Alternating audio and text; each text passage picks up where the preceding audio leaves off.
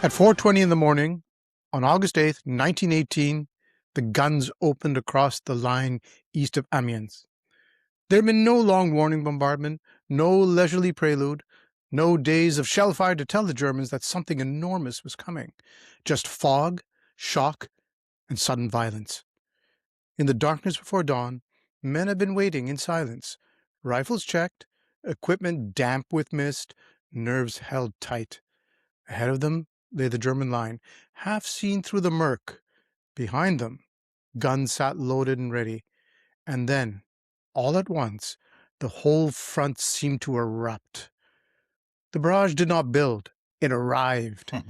A single crashing wall of sound rolling across the battlefield, tearing into trenches, wire, strong points, roads, headquarters, anything and everything that lay in its path. The ground shook. The air itself seemed to split open, and behind that moving curtain of fire, the infantry stepped off. Out in the fog, it was confusion and thunder. Shapes emerged and disappeared. Men moved forward in bursts, boots slipping over torn ground, voices swallowed by artillery. The whole attack half hidden inside smoke and morning mist. Tanks lurched ahead, like iron shadows. Somewhere off to the flanks, machine guns began to chatter back. Flares went up, dim and ghostly in the haze. Units that had gone to ground in darkness were now stumbling into one of the most carefully prepared assaults of the war. And for the Germans, that was the horror of it. This was not a battle announced in advance. It was not the usual warning, then waiting, then dread. This was the war appearing out of the fog all at once. Canadians, Australians, tanks, cavalry, guns. An entire Allied offensive materializing almost on top of them before the full shape of it could even be understood. For the men going forward, there was no grand panoramic sense of history in that moment. There was only noise, movement, adrenaline, and the next patch of ground ahead. But by the end of that day, the scale of what had happened will be impossible to ignore. The line had not merely bent, it had cracked. And Erich Ludendorff, the man effectively directing Germany's war effort, would give August 8th a name that would live far longer than the gunsmoke, the Black Day of the German Army. Welcome to the Rum Ration. I'm Rejoy. And I'm Colin, and thank you, Rejoy, for positioning us so well. And I can feel myself being transported back into time. And clearly, you've been affected by the gas that was being used on the Western Front at the time. Your raspy voice there, sounding a little you've been out in the field, all the dust, gunfire. That's the pollen that pollen. Toronto is famous for, and the ragweed. Yes, lucky you. Oh, well, folks, welcome to the Rum Ration Podcast. Today is our 50th, number 50. Unbelievable. I can't believe it. The haters said it couldn't be done. Well, okay, nobody actually cared enough to say that, but hey. But, we're going big. And as if you couldn't tell already, well, I'm not sure what else you could tell. We don't have any fireworks and like that. But on the other hand, if you are marking episode 50, you could do just like a nice quiet show on a forgotten procurement file or something. Oh, absolutely. You could. But you should not. No, you should not. Which is why instead we are looking at the opening day of the Battle of Amiens, August 8th, 1918, the first great blow of the 100 Days Offensive, the day that the Canadian Corps helped shatter the German line, and the moment that our beloved Royal Montreal Regiment, the 14th Battalion, went forward in one of the war's most decisive attacks, which Rejoy so eloquently termed what General Erich Ludendorff, was a field marshal, the Black Day of the German Army. So, yes. Somehow, Rejoy, through a mixture of bad discipline and, I would say, good historical taste, we have made it all the way to episode 50. That's true. And you had sort of mentioned how, was it Field Marshal or General Ludendorff? Mm-hmm. A couple of chips on his shoulder. He did not make it to Field Marshal. He remained General, and he did not have a fun in front of his name. He was just simply Erich Ludendorff, not nobility, not aristocracy. How sad. But still warlord. So, that's pretty cool. Warlord's kind of cool. Yeah, it's pretty cool. I think we should start get business cards like Rum Ration Warlord. I think that's a damn good idea. Or have that as a email signature block. So 50 episodes of mud, rifles, questionable leadership, worse food. Well, we'll leave that to our listeners to decide. I suspect it's a 50-50, Yeah, probably both, shared. Worst food, and the occasional reminder that some of history's biggest decisions were made by men who really should have been supervised. Whose Like wives should have us, been there. like us. Exactly. And because it's episode 50, we thought we should mark it with something suitably large, something Yes. with real stakes, something with scale, something with Canadians ruining a German day on an industrial level. Oh boy, and did they ever. And there are not many days that fit that description better than August 8th, 1918. Because this is not just a successful attack. This is one of those rare moments when the war changes shape. And just the description of it, the Black Day of the German Army, tells you everything you really need to know. After years of stalemate, attrition, and carefully managed misery, the line suddenly starts moving in a very dangerous direction for Germany, That's not right. the Allies. And moving fast, really Very fast, yeah, all of a sudden. To understand why the Battle of Amiens mattered, you have to step back into one of the darkest and most dangerous phases of the war. Because by the summer of 1918, Germany had already made its great gamble. The Russian collapse in 1917 and then Russia's exit from the war soon after allowed Germany to transfer 48 divisions to the Western Front. How many divisions? 48. 48 divisions. That's tens and hundreds of thousands of men, which we'll get into here. Yeah. It raised the German strength there to 191 divisions against 178 Allied divisions by the spring of 1918. So kind of tipping the scale of just manpower towards the favor of the Germans. Yes. And in terms of sheer manpower, this meant that the Germans were reinforced by about 570,000 additional men. And that's additional, right? That's additional. That's additional men to what they already had. Exactly. Have just arrived to the Western Front. And these aren't just schmoes coming out of recruit school. These are guys coming off the Eastern Front. These are guys who've had experience, they've had fighting. And they've come and they're already in their division. So it means they've got command structure. It's not just feeding guys. And this is a real boost to the German they're offensive. ready to go, these guys. They're totally. So Berlin wasn't stupid. They used that temporary advantage to launch a series of massive offensives in the spring of 1918. Yes. The one last attempt to break the deadlock before American manpower could fully make itself felt, because the Americans were pouring into France at that point. That's right. And when one of those first blows, Operation Michael, opened on the 21st of March, 1918, it did so with 47 attacking divisions. Don't forget, folks, a division has anywhere between 12 and 20,000 men in it. So 47 attacking divisions and around 10,000 artillery guns. Just imagine that. And I remember reading some descriptions about the opening days of Operation Michael, or Operation Michael, as the Germans would call it. And Churchill himself had noted, he was in London at the time, and he said you could hear the thunder of the guns all the way in the UK. The cannonade was so massive. And the thing is, this incredible offensive that the Germans launched on the Allied front in March 1918 was so incredibly dangerous. And that's worth doing an episode in its own right, because it was such an incredible offensive that they launched. Because this was, for the first time in a long time, the Germans could actually convince themselves that the war could be won outright. It was such a huge gamble. They had the numbers. They were unmatched in how well they could orchestrate an artillery bombardment. Yeah. I think it was Colonel Bruchmüller who was in charge of that. I don't know if he was still in charge in 1918, but I mean, they had it down to a science. So they really thought this was it. They could break the front wide open. But they kind of had to take that chance, because the economic blockade that the Royal Navy in particular was imposing upon Germany, was meaning you'd already had a couple of hunger winters.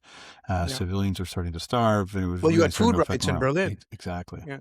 So in the spring of 1918, the Germans struck, and that series of great offensives crashed into the Allied line. But the first and the most dangerous blow, Operation Michael, was not aimed at random. It wasn't just like, all right, boys, let's go, let's give her. Like, we often have this weird image of World War I of just being a bunch of guys, kind of closing ranks and marching Yep. slowly towards the Chatterjee machine guns. But no, Yeah. the Germans chose the junction where the British Fifth Army, which was commanded by General Hubert Gough, Yeah. where it met the French. Because there's nothing like having a seam, right? And they saw that seam as a weak point. Gough's Fifth Army was already stretched thin. We've covered that before about the Canadian Army being so successful because it was so much stronger in terms of division size, brigade size, battalion size, etc. The British kept making new divisions just by making their old ones thinner and thinner and thinner. Yeah. And so they held a front of roughly 42 miles, so 60 kilometers. That's a huge front for one little army.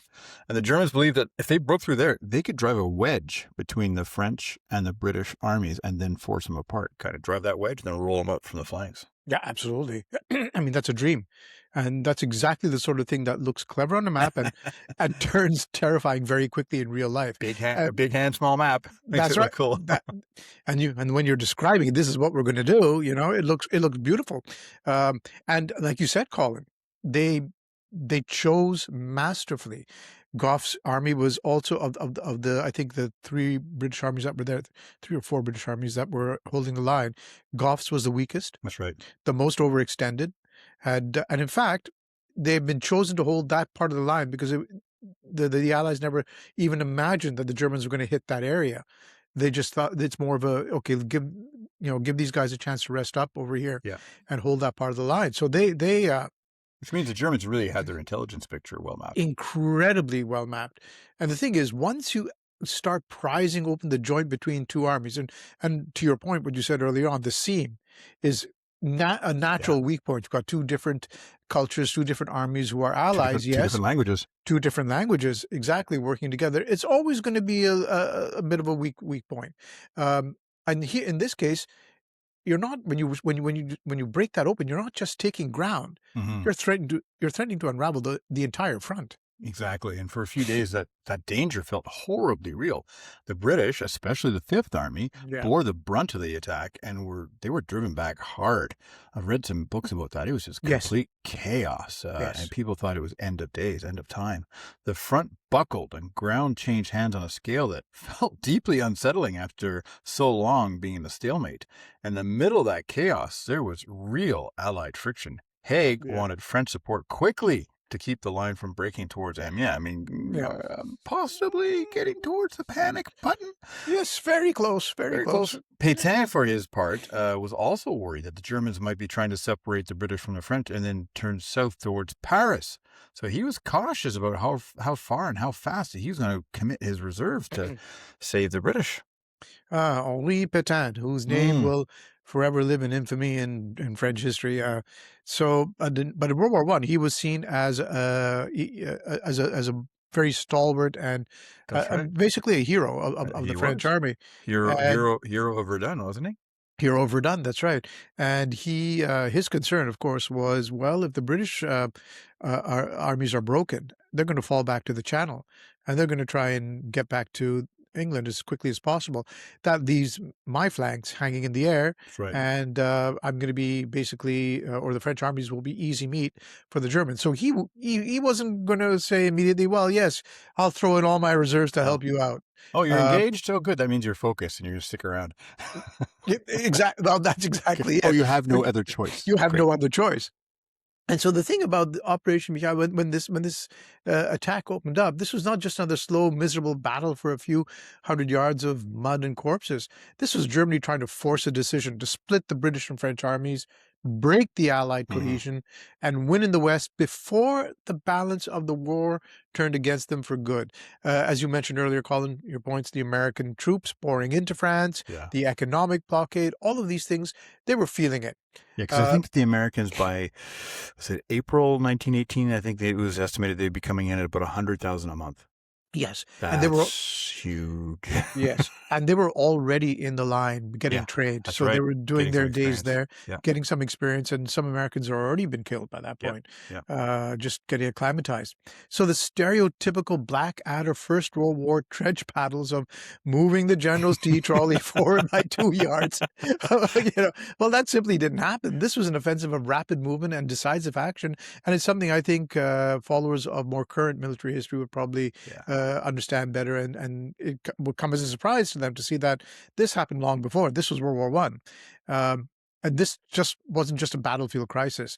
Here's the other thing. It was a command crisis. You hinted to that between Haig and Pétain. Because up until that point, of course, Field Marshal Haig was commanding the British armies, General Henri Pétain commanding the French armies. Two different command structures.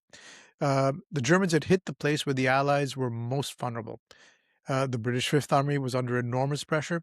And for a moment, it looked like the British and the French weren't even looking at the danger in the same way. And they really weren't, were they? No. And this is, things had to change. And this is one reason the crisis of March 1918 mattered so much, because it exposed just how dangerous this divided command could be. And only after that scare at Douai on the 26th of March was the French general, Ferdinand Foch, given the role of coordinating Allied operations on the Western Front. That was the first real step towards unified command, which was kind of wild, right? It was very wild, yeah. 4 years in. Yeah, and a big kudos to Field Marshal Haig, who said, you know what, it's time. He called for it. He called for it, and he said, I think he nominated Foch. Yeah, actually. He did. Yeah. And now one of the places where the danger settled most heavily was Amiens, because Amiens wasn't just another town.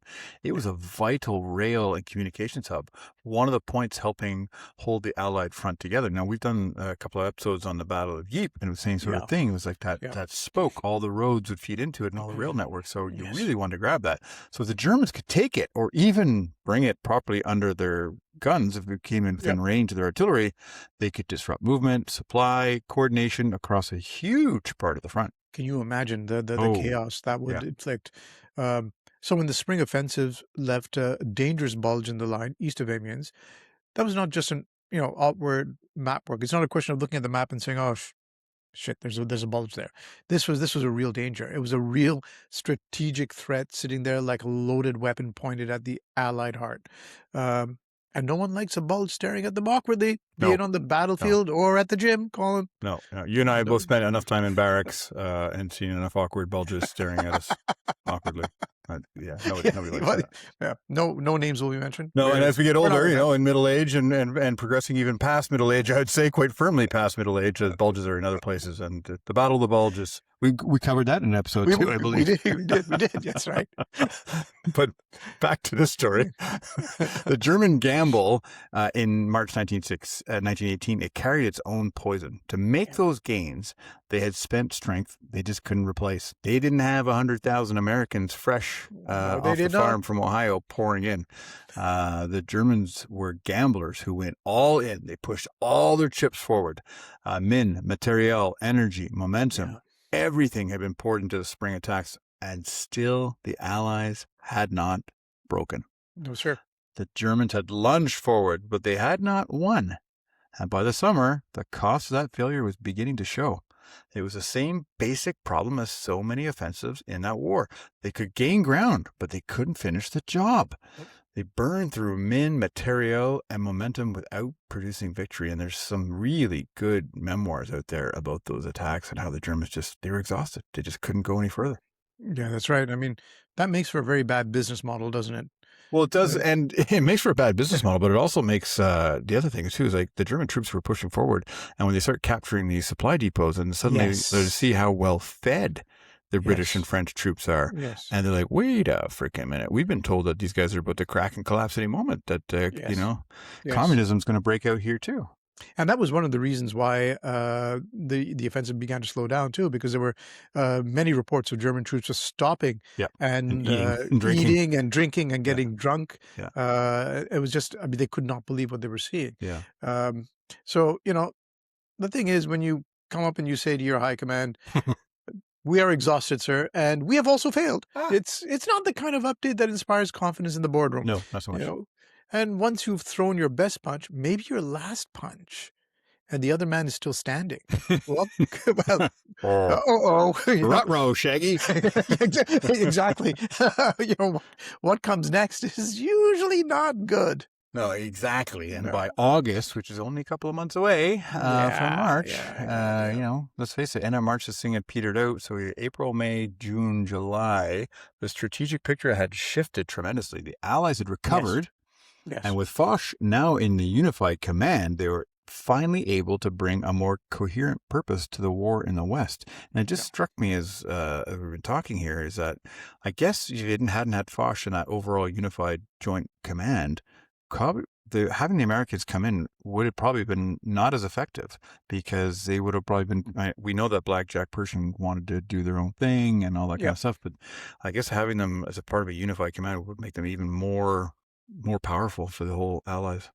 Yeah, I'd agree completely with that. Absolutely. Yes. So Germany's spring gamble had failed at a terrible cost, over 600,000 casualties for the Germans. And as Rejoy pointed out earlier, they had no way of replacing them. And there was still no decisive break. And at the same time, American manpower was no longer a distant threat, but a present fact. Yeah. By June, the troops were arriving in France at up to 10,000 a day. So gone up from 100,000 a month to 300,000 a month. That's nuts. By midsummer, there were already more than 1.2 million Americans there. That's just the Germans would have been completely depressed at that because they had not just failed to win in the spring, they'd failed before the weight of the Allied numbers had even fully arrived. Yeah. They brought those extra divisions in from the Russian front. They had an numerical advantage of about 500,000, and now they shot their bolt. And now here's the Americans who have boosted the Allied troops by 1.2 million. And remember, the ground they had captured, that's extra territory you now need to defend. Correct. So there's with fewer men. That's so how's your bulge looking now, Sunshine? Yeah, Oh, by the way, if Good Life, anyone from Good Life is listening to us, please feel free to sponsor. Yes, we'll take a sponsor from anyone. Yes, bulge, Jim, all bulges. All bulges. Well, now this brings us to the Battle of Amiens.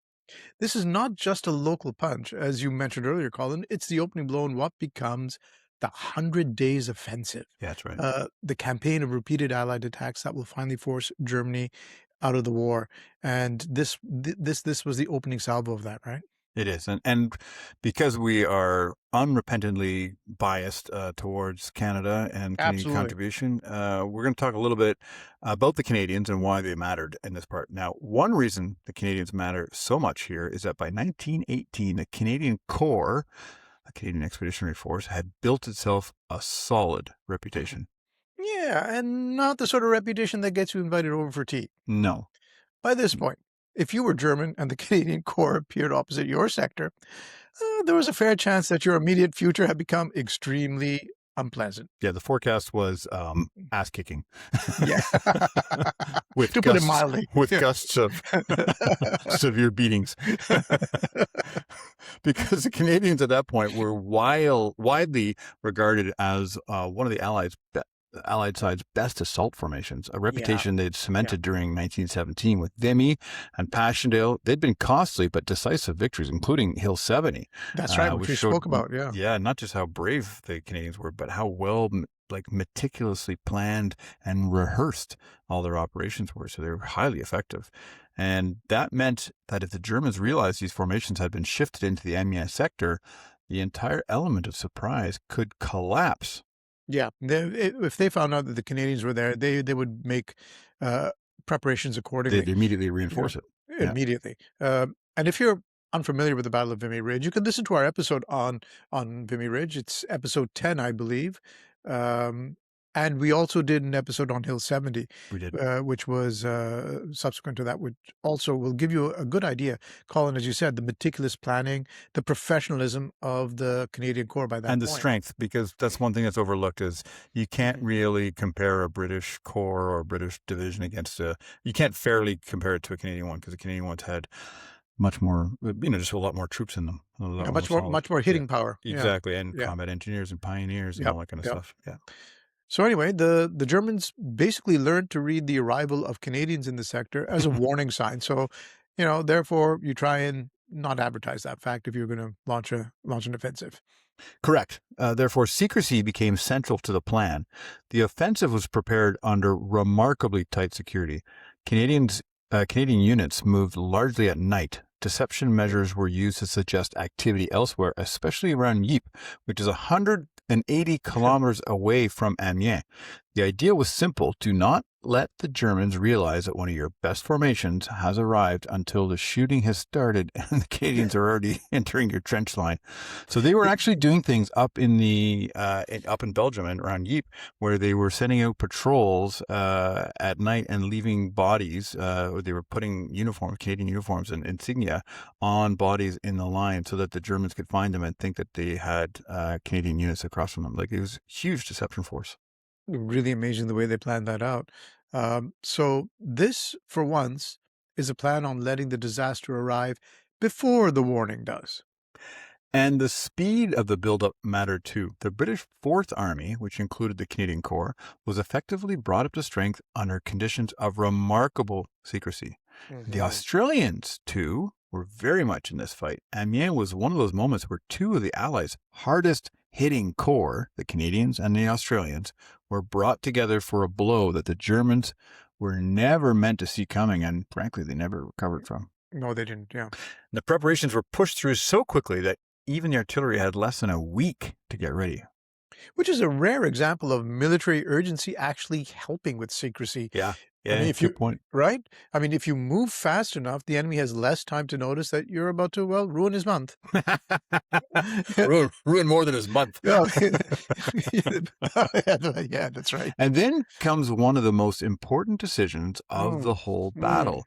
No preliminary bombardment. Shocking. Shocking, because we talked about other battles, like at Vimy, like the fire plan beforehand to soften up the position, and the Somme famously had about a week-long offensive. What was it called? Six days or something, right? Drum fire. Drum fire. The Germans called it. Yeah. So earlier in the war, a major offensive usually began with days and days of shelling, which was very considerate of the Allies because it gave the Germans plenty of time to work out that something dramatic was coming. So just stay in the bottom of our concrete reinforced trenches and bunker systems that the Allies seemed to always forget that the Germans had, and just kind of wait it out. But at Amiens, they abandoned that. Instead, the attack began at 4:20 a.m. on August 8th, with the infantry stepping off at the exact moment the creeping barrage opened. No warning, no long prelude, just immediate chaos.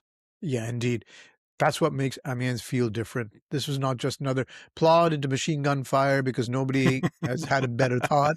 The old days of also using the wrong type of artillery shell for the wrong target. You're using the high explosives to try. I don't think they cut wire, for example, or things like that. No, this was different. They had learned their lessons well. This is a coordinated combined arms attack. Artillery, infantry, tanks, aircraft, engineers, all working together to crack the line before the Germans can recover.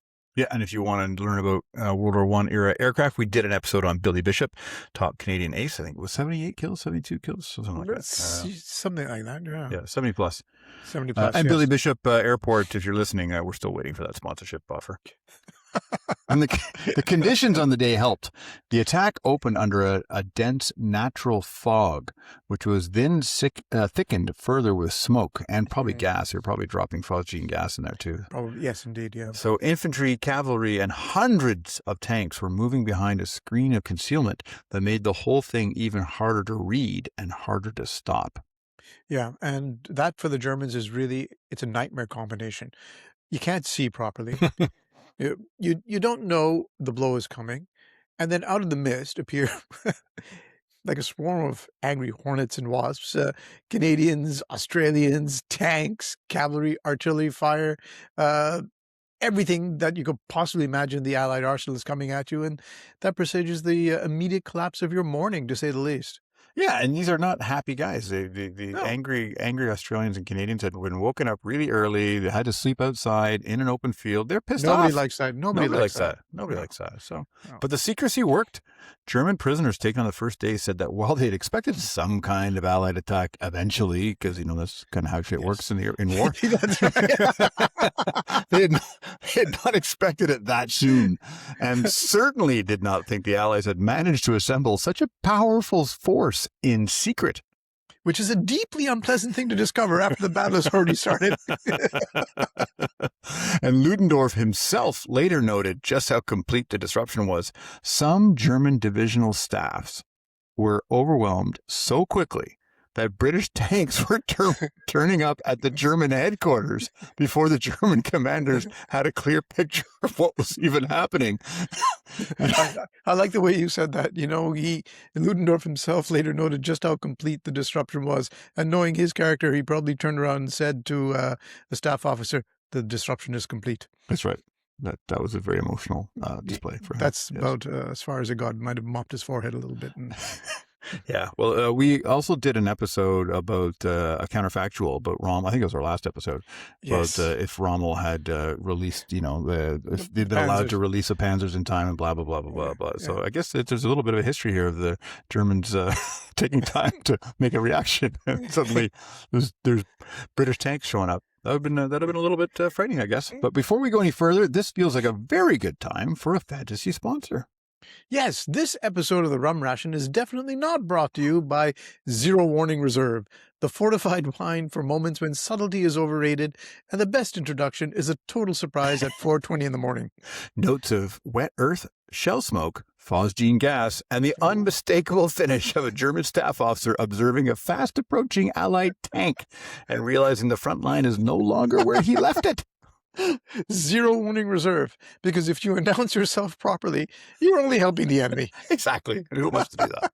Don't do that. Don't do that. No. Now, the other thing worth stressing is that this was not easy ground. On the Canadian front, the advance had to deal with difficult terrain, including the valley of the Luce River with swampy ground and awkward crossings.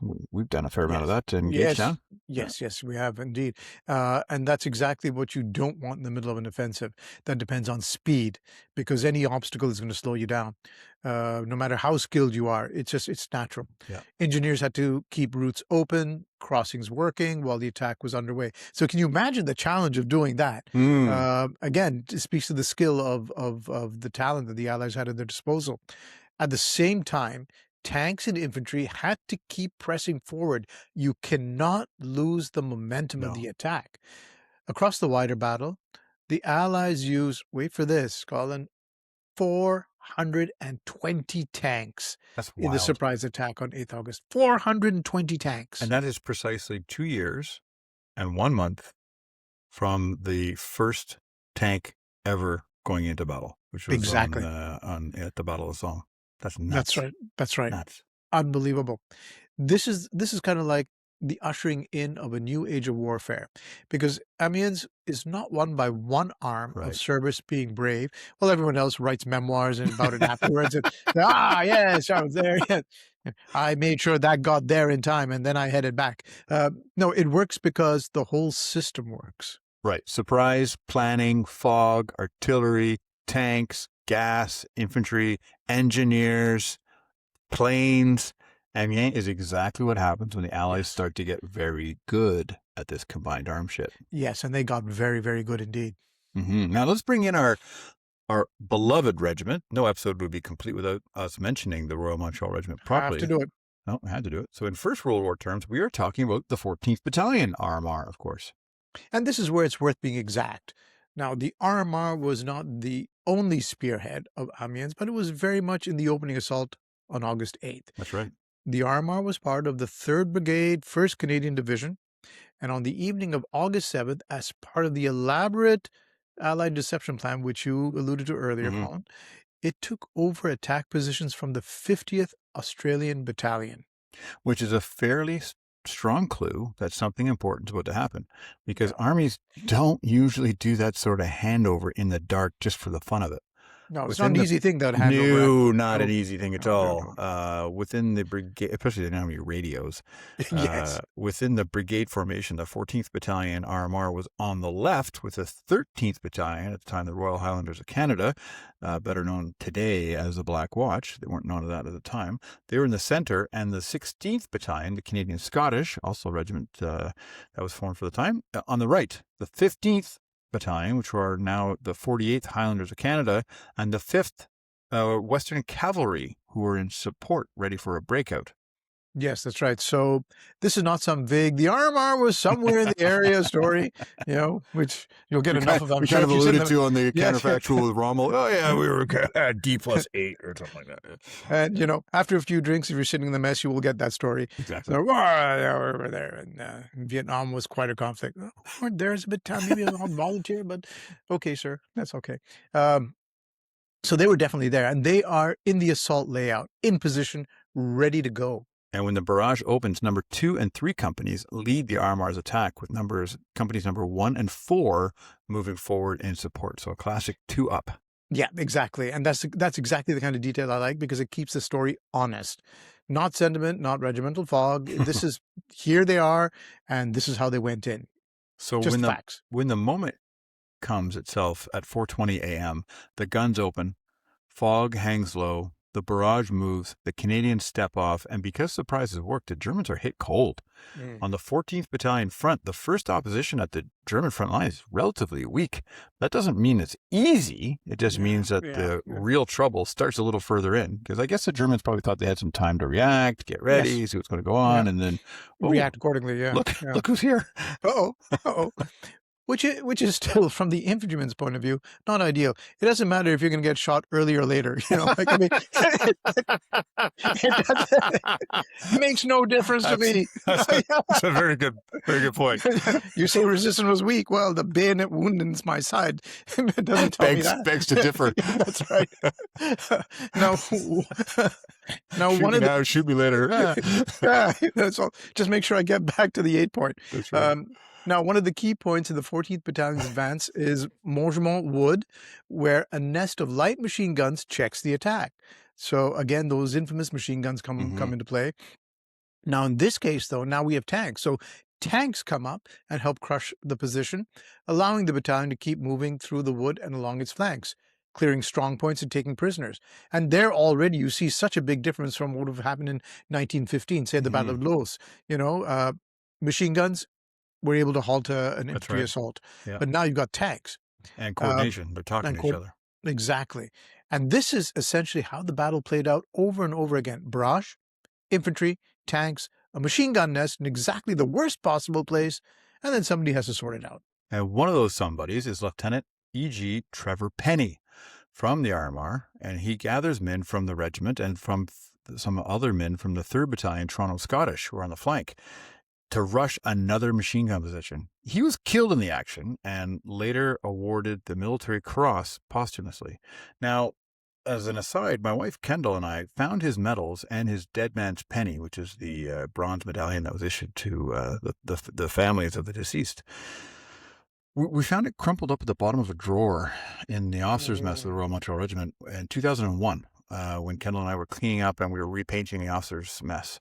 Now, later, I did some research on it because I didn't really know much about the medals, didn't know who they belonged to, and then Kendall had them mounted in a frame with a commemorative plaque that details his heroic actions. We actually used the phrasing from what was published in the London Gazette for his Military Cross. And if you're ever visiting the RMR, the frame hangs in the entrance to the mess, right by the bar, appropriately. And Trevor Penny's death has always kind of affected me because, didn't know what it was, had to do some digging, learned about this, and you realize he was a young man. He was one of those millions of bright young men from both sides, all sides of the war, who would have contributed so much to civilization. You just think of all the inventions that could have come out and everything, all these contributions to society. But his life, like so many millions of others, was just snuffed out in an instant. I think that's a very poignant point that you make. It's because it is so true, and it also again reinforces the fact that these are ordinary, everyday people.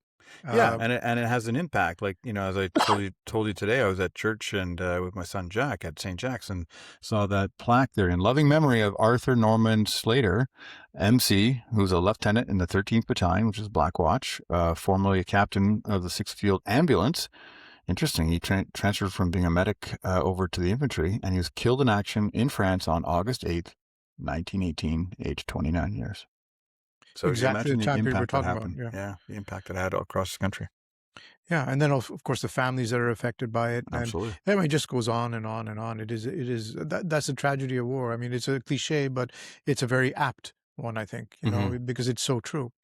And all of that is getting at something very important. I think what we're trying to say is that Yeah. uh, Amiens is often described correctly as a brilliantly planned battle, and it was, but no amount of brilliant planning changes the fact that eventually somebody still has to get up and charge a machine gun. Yeah, your point earlier there, we were laughed so hard about, shoot me now, shoot me later, but still getting shot. It's still war we're talking about. It's still war. That's Yeah. right. And People one will still die. soldier's eye view of the morning comes from Private Raymond Duval of the Armor, who Mm. wrote that the barrage opened, quote, with a bang, end quote. Like, Yeah, that well, the he wasn't wrong. And then he said, quote, that the boys were away and they made their objective in good time and that the tanks were a great medicine for machine gun nests, end quote. Of course, you can read Duval's entire diary for the war on RoyalMontrealRegiment.com, including where he earned the military medal for his actions at Hill 70, an epic battle that we covered in episode 22, 9 Days of Hellfire. Yes, that's right. Episode 22. That was the episode we did it. A great medicine for machine gun nests. You gotta love that. It's such a wonderfully understated line. Yes. I mean, it says so much while saying so little. One of the most successful attacks on the Western Front, and the review is basically, yeah, tanks seem useful. Yeah. We'll have a few more of those. Come in Yeah. handy. Well, for a guy Yeah. who had gone through Passchendaele, gone through all the, gone through Hill 70, Vimy, and all that stuff, I guess having some tanks help out, take care, as opposed to what were they doing to take out machine gun nests before? Sending more bodies against it. That's right. Yeah. And you got to also appreciate the fact that the infantryman's normal sort of attitude towards these sorts of things, because you're sitting in a trench. There's a machine gun over there. You've had, high command has had so many brilliant ideas in the past. You're kind of wondering, okay, let's see how this one goes. Okay.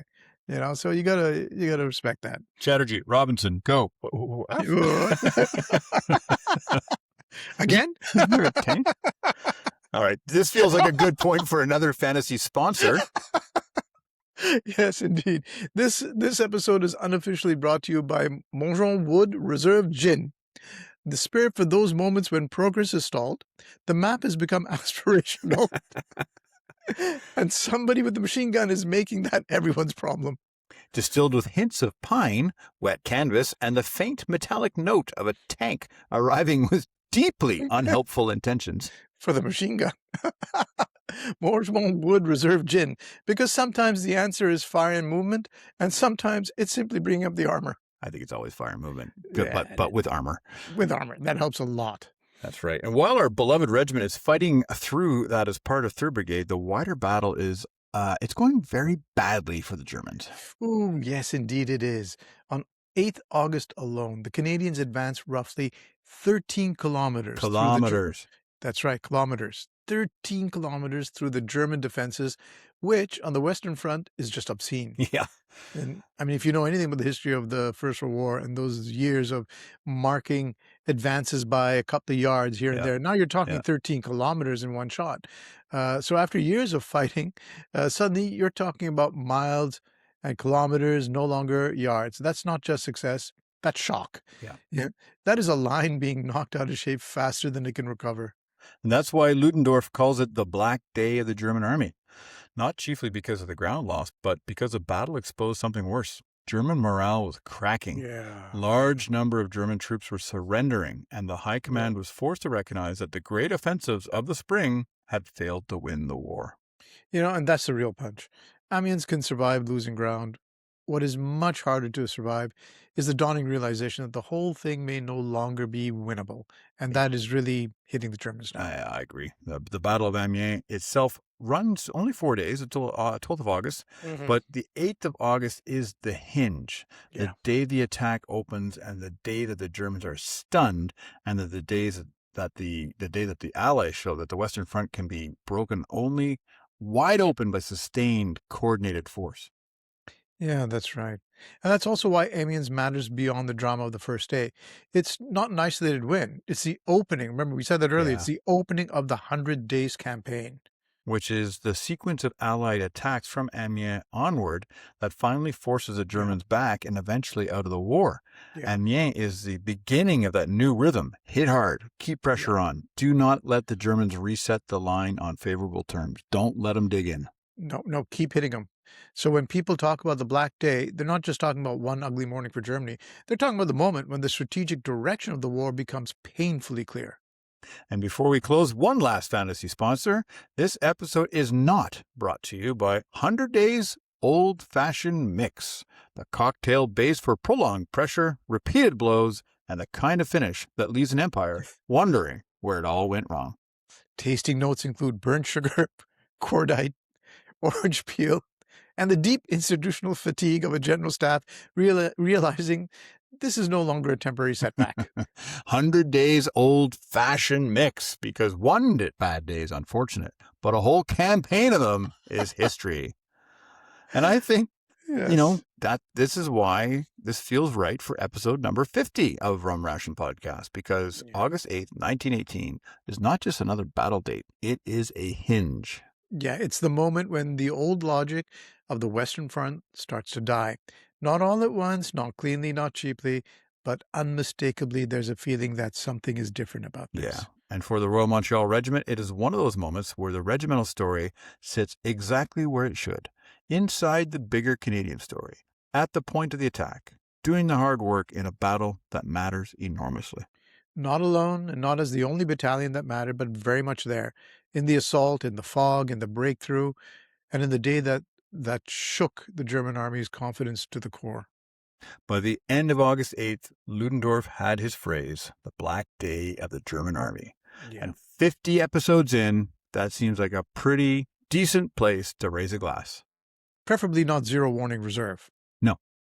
We do have standards after all. Relatively low ones, admittedly. Yes, but standards, nevertheless. And if you enjoyed this episode, don't forget to like, follow, and subscribe wherever you get your podcasts. And if you know someone who'd enjoy a bit of military history, a bit of banter, and the occasional catastrophic decision made at scale, please share the episode with them. Thanks for listening, and thanks for sticking with us through 50 episodes. Yes. Here's to the next 50. Cheers to history.